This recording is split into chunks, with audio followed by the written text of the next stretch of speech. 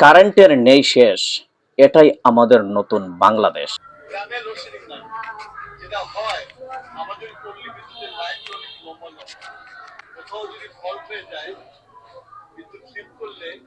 বাংলাদেশের মানুষের দুর্ভাগ্য আপনার মতন একজন মন্ত্রী পেয়েছে, তাও বিদ্যুৎ মন্ত্রী।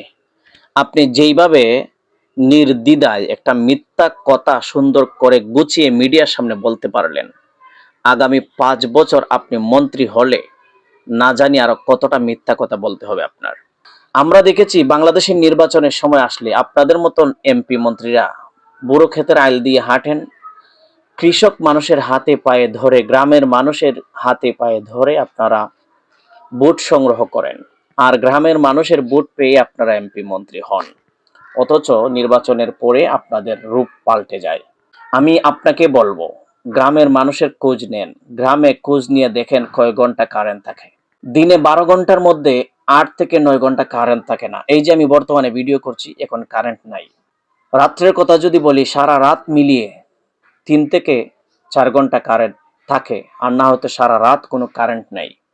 এই আসে 15 মিনিট থাকে, আবার চলে যায়, 1 ঘন্টা পরে আবার আসে।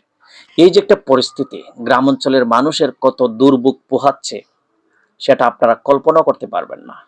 অথচ আপনারা মিডিয়ার সামনে এসে বলেন গ্রামে কোনো লোডশেডিং নাই। এই ভিডিওর মাধ্যমে আপনাদেরকে এটা বার্তা দিচ্ছি যে আপনারা সেবক, আপনারা স্বৈর শাসক হওয়ার চেষ্টা করবেন না। এই জন্য মন্ত্রীকে বলবো, গ্রামের মানুষের প্রতি সুদৃষ্টি রাখুন, ভিডিওটি শেয়ার করবেন।